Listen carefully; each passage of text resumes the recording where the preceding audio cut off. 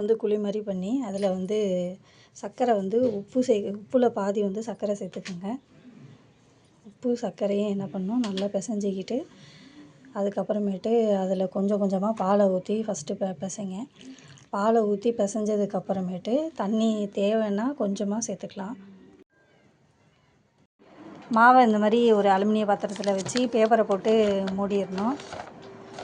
பேப்பரை போட்டு நல்லா அழுத்தி மூடி வச்சிட்டோம்னா இப்போ இதை அப்படியே செய்கிறப்ப உங்களுக்கு எப்படின்னு காட்டுறேன். போட்டு தான் தேய்ப்பேன். இப்போ பார்த்திங்கன்னா ஒரு சொட்டு எண்ணெய் கூட நான் இது வரைக்கும் விடலை. ஆனால் மாவு பார்த்திங்கன்னா ஒட்டாமையே வருது. இப்போ இந்த தட்டில் போட்டு தேய்ச்சி உருண்டையாக பிடிச்சி நம்ம தேய்ச்சா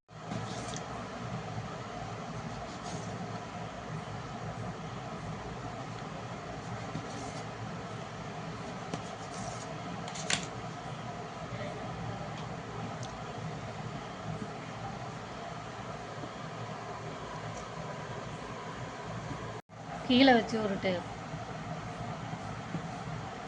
கொஞ்சோண்டு எண்ணெய் ஊற்றிட்டு நம்ம சப்பாத்தி கட்டையில் வச்சு நம்ம தேய்க்க ஆரம்பிச்சிடலாம்.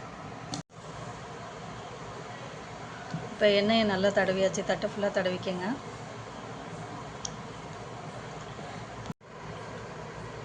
இப்போ இது மாதிரி நல்லா மெலிசாக தைச்சிக்கிட்டே வரணும். உங்களுக்கு ஒட்டுற மாதிரி தெரிஞ்சதுன்னா நீங்கள் எண்ணெய் தடவிக்கலாம். பார்த்தீங்கன்னா நல்ல பபுள்ஸோடு பார்த்தீங்கன்னா எப்படி இருக்குது பார்த்தீங்களா?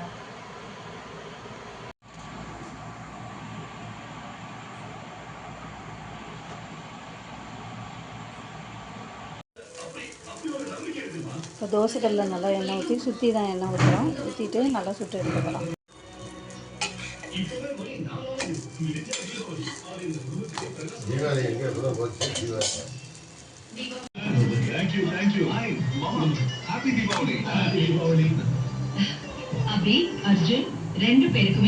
என்ன பண்ணணும், பரோட்டாவை நல்லா தட்டணும்.